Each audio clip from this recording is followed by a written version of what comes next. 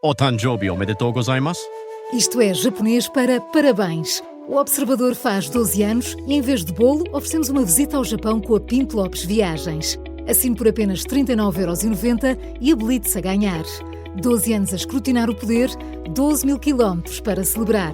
Assine hoje em observador.pt. Arigatou.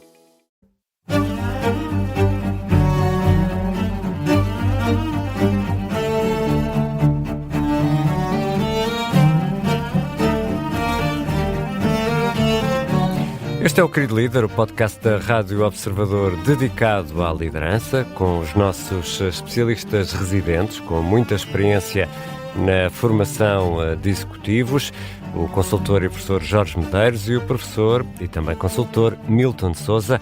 E esta semana vamos falar sobre o braço direito. Será que também é preciso um esquerdo? Imagino que sim. Mas como sempre os nossos episódios abrem com um sim chefe, não chefe. E a figura em destaque desta semana é Katalin Karikó, uma bioquímica húngara, Prémio Nobel da Medicina em 2023. O nosso convidado da semana é Carlos Bate, responsável de gestão de inovação dos CTT. Eu sou Ricardo Conceição e este é o Querido Líder. Bem-vindos, Milton de Sousa e Jorge Medeiros, aqui ao nosso Querido Líder. E começamos pelo sim chefe, não chefe, e hoje a figura em análise é Katalin Karikó, não sei se estou a pronunciar bem o nome desta senhora, bioquímica húngara, Prémio Nobel da Medicina em 2023. Jorge, é um sim chefe ou um não chefe? É um sim chefe, por vários motivos. E vou fazer aqui uma ressalva para não tirarmos a conclusão errada, porque é uma senhora que fez um caminho de ciência e continua a fazer um caminho de ciência com algumas particularidades. Primeiro, liga muito pouco ou nada a prémios e a reconhecimento, portanto ela ao longo da carreira tanto insistiu na pesquisa do ácido ribonucleico mensageiro que chegou a ser despromovida várias vezes e acabou por ser empurrada para fora do caminho tradicional da carreira académica, que é o tenure track, ou seja, é o caminho, é a progressão na carreira que levará eventualmente à cátedra, e portanto ela abdicou. Fizeram-lhe o ultimato na Universidade da Pensilvânia. Porquê? Porque as universidades também vivem do financiamento e ela reconhece que durante 2 anos, todos os meses, fazia pelo menos uma candidatura, foi não atrás, porque ela escolheu um tópico que não era um tópico do Zeitgeist. Aliás, quando ela chegou à Universidade da Pensilvânia, disseram-lhe, coitada, é isso que vais estudar, porque não estava dentro da moda, para utilizar um termo mais coloquial. E, portanto, ela, apesar de tudo, insistiu. O que a motivou sempre foi uma motivação profundamente intrínseca de curiosidade intelectual e científica, manteve isso a vida toda, independentemente da pressão dos pares, não só pelo reconhecimento e para ser incluída no tal in-group de que temos falado nos últimos episódios, como manteve esse caminho. Depois aconteceram aqui algumas particularidades, serendipity qualquer coisa, não é? A serendipidade aconteceu e quando surge a Covid já havia um protótipo e havia um entendimento com a Pfizer, portanto ela saiu da Universidade da Pensilvânia, foi para a BioNTech e a partir daí já havia um acordo para fazer uma nova vacina para... com este ácido ribonucleico mensageiro. E, portanto, dá-se a Covid e isto já tinha o caminho mais ou menos preparado. O que precisou de fazer foi uma recalibração, o termo é meu, não é científico, obviamente, para codificar para o SARS-CoV-2. Qual é a ressalva? E com isto termino. A lição aqui não pode ser acreditem, porque o universo conspira a vosso favor. Eu fico com a sensação que tu vais defender que a teimosia vence. É essa a mensagem. Havia um livro aqui há uns anos que era o livro do segredo. Exato. E o livro do segredo foi um mega sucesso, porque não há nada como explorar a ignorância. O que dá dinheiro não é vender conhecimento, é explorar a ignorância.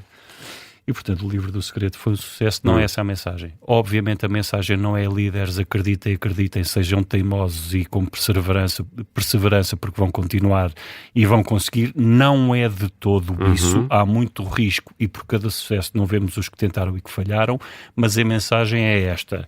é até que ponto é que esta motivação é uma motivação intrínseca e é coerente eu lidero pelo exemplo, e quando digo que não estou mesmo preocupado com o reconhecimento dos pares e com os troféus e medalhinhas com que me acenam, se mantenho o meu caminho. Ela fez isso e chegou a ser despromovida a ponto de receber menos enquanto professora de carreira do que a técnica de laboratório. Isto é um facto. E continuou e perseverou. Então sim ou não, Oni?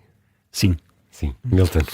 Eu acho que o Jorge já explicou, acho que o essencial do que há aqui a partilhar deste caso. Eu também acho que é um sim-chefe, com as ressalvas todas sobre os riscos desta resiliência se transformar em teimosia também.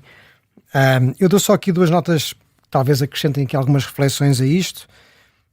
Eu acho que, até de certa forma, foi positivo o facto de ela ter navegado entre a academia e as empresas, até como ferramenta de passagem de conhecimento, e talvez isso também tenha ajudado um pouco a acelerar aquilo que foi a adoção de uma tecnologia que veio a salvar muitas vidas depois.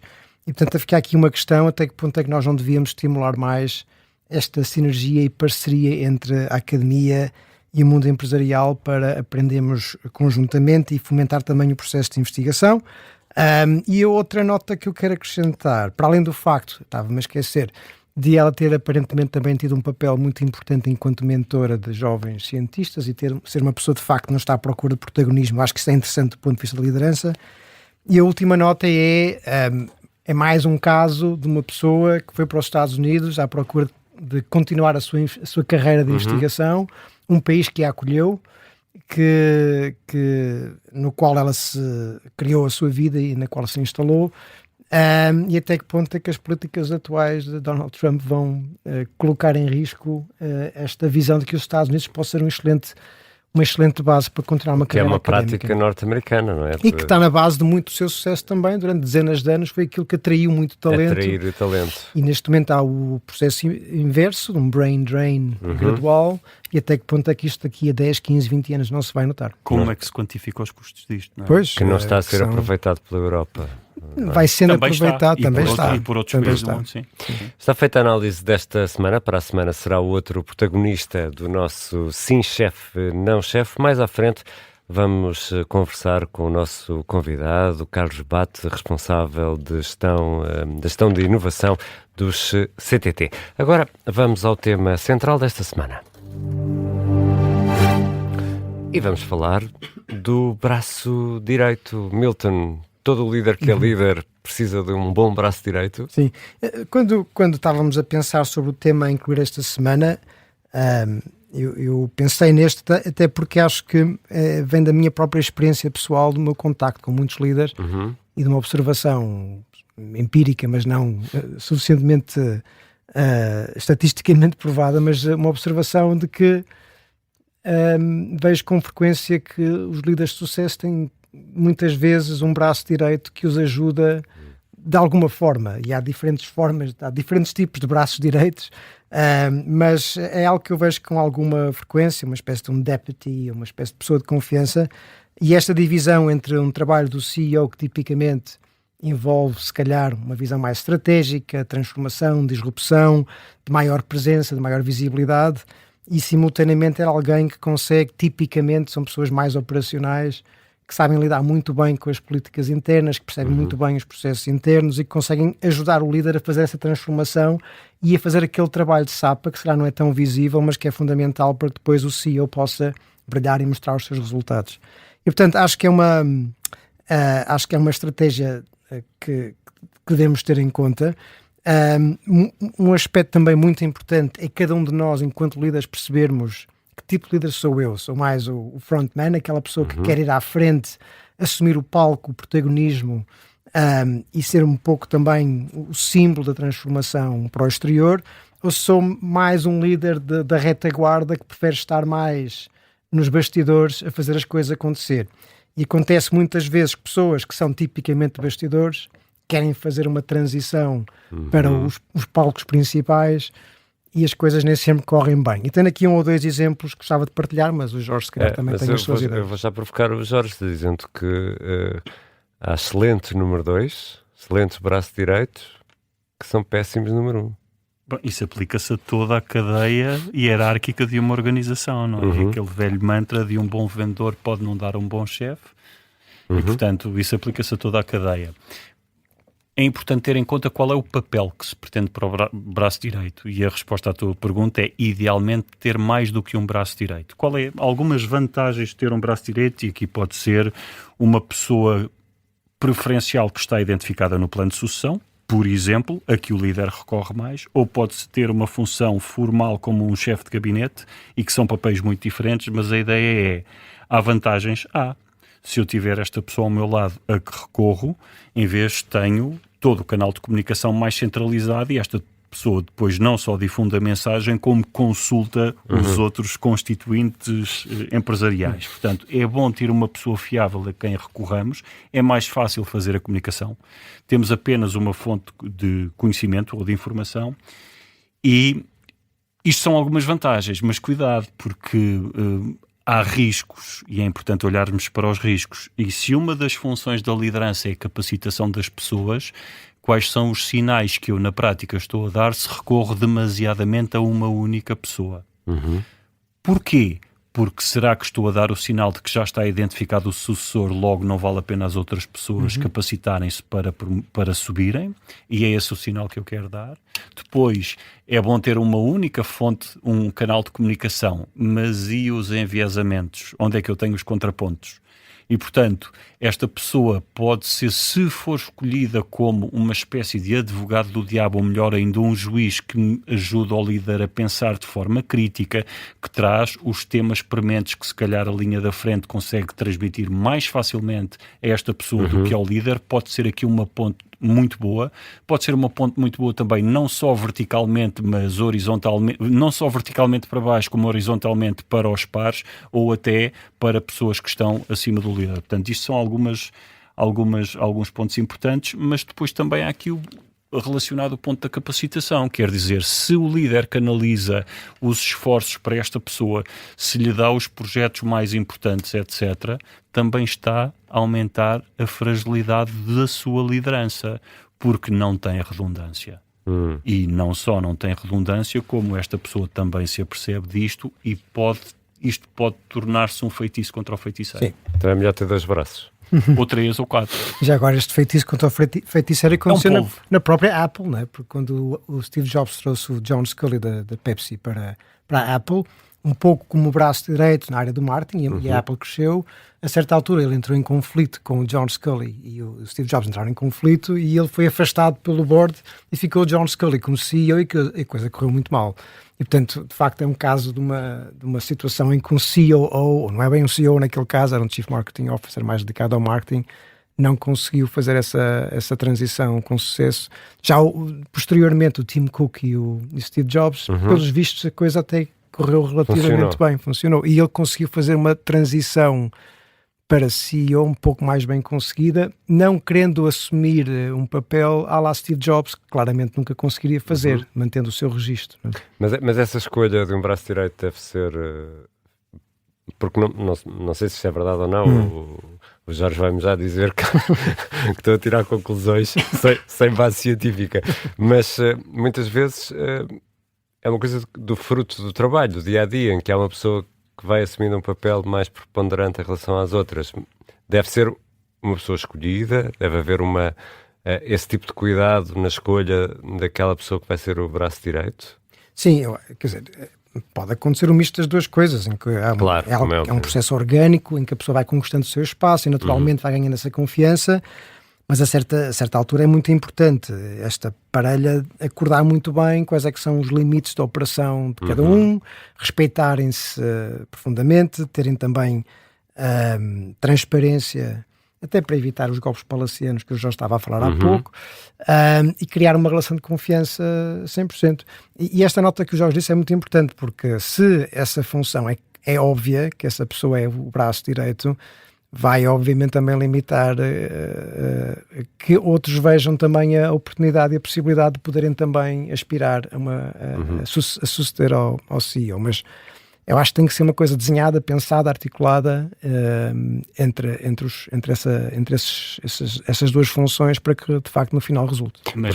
Sim, Jorge, diz isso. Não, mesmo assim há riscos, não é? Porque, imagina, esta pessoa muitas vezes fala-se de plano de sucessão e, obviamente, as empresas devem ter um plano de sucessão. O tema não é esse.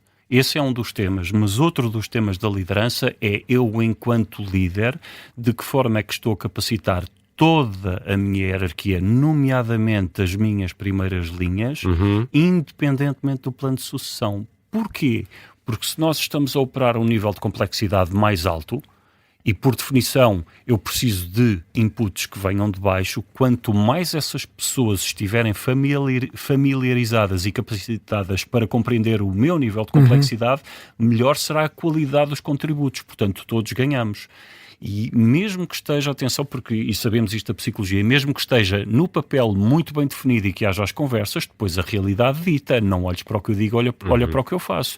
E não há nenhum líder que vá dizer assim publicamente, eu adoro yes man, adoro ter razão e sou muito inseguro e portanto eu preciso de pessoas que me façam, que me bajulem. Ninguém vai dizer isto.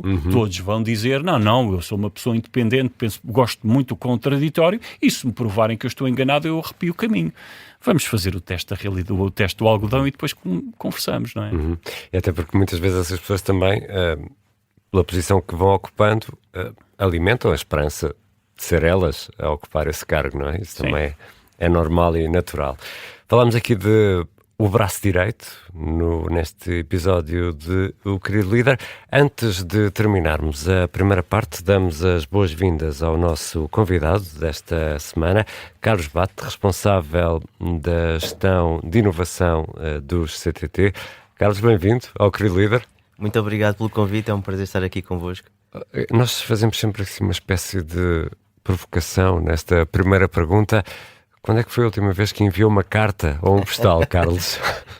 É uma pergunta engraçada, mas na realidade a resposta ainda é mais porque foi há uma semana. Há uma semana enviou uma carta. Aproveitei porque na realidade no colégio da minha filha, tem 5 anos, está na sala dos 4 anos, convidaram os pais a vir apresentar as profissões e eu fui com todo o gosto apresentar os CTT e foi na realidade, fiz uma pequena atividade para ensinar aos miúdos como é que se escreviam cartas, como é que se clavam os selos, as encomendas, etc.